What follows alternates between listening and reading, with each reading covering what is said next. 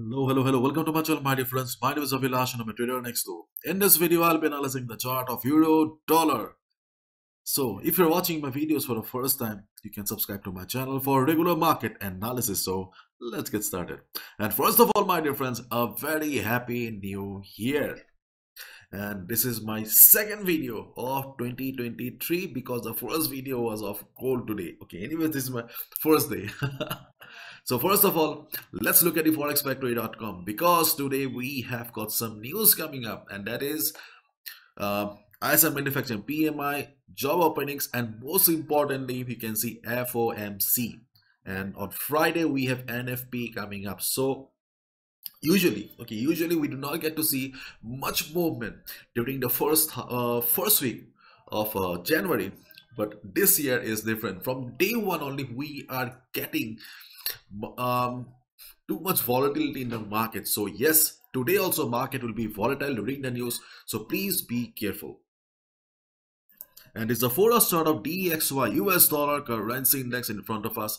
As we all know that after the massive fall, DXY is trading in a range as discussed in my previous video around 1 week ago. Okay, the DXY is trading in a range, and still we can see that DXY is trading in a range only. The range is 103.50 at the bottom as support.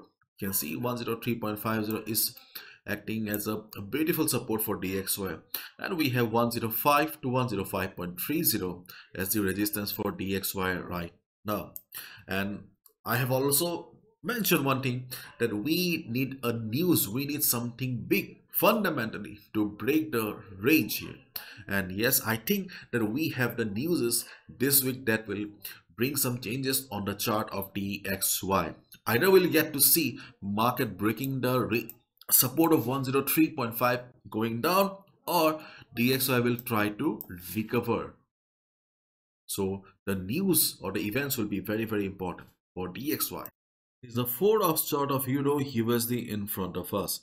Euro USD right now standing at 1.0567. This is the current market price. Yesterday we saw a big drop. On the chart of Euro USD. Euro USD formed a massive candle, and right now trying to bounce from the support here, which is 1.0500 to 1.0520.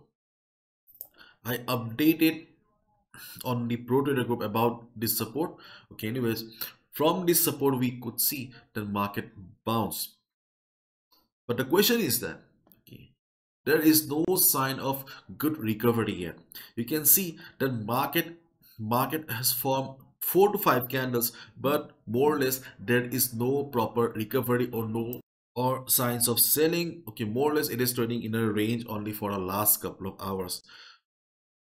In fact, this also resembles like a flag also. Okay, not a proper flag. Okay, but still there is a possibility. There's a possibility that market may break 1.0500. So my dear friends, if you have already taken a buy position on the chart of gold because of this support, be on the trade, no need to exit.